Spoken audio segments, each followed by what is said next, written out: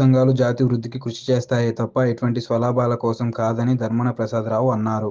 తూర్పు కాపుల సంక్షేమ భవన నిర్మాణానికి రాష్ట్ర ప్రభుత్వం 50 సెంట్ల స్థలాన్ని కేటాయించడంలో కృషి చేసిన మంత్రి ధర్మాన ప్రసాద్ను శ్రీకాకుళం నగరంలోని ఒక ప్రైవేట్ హోటల్లో మంగళవారం సన్మానించారు.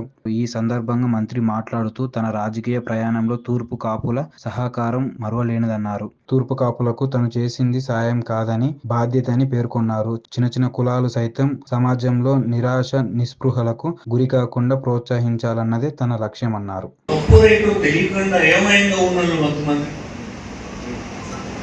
కొంతమంది ఇలాంటి కన్ఫ్యూజన్స్ కూడా ఉన్నాయి. అంటే వాళ్ళ ఉద్దేశంలో కుల సంఘం అని అంటే ఇంకో కులం పైన యుద్ధం చేయడానికి సిద్ధపడుతున్నారేమో అనేటువంటి భయపడుతూ ఉన్నటువంటి వాళ్ళు ఇలాంటి మాటలు మాట్లాడుతున్నారు.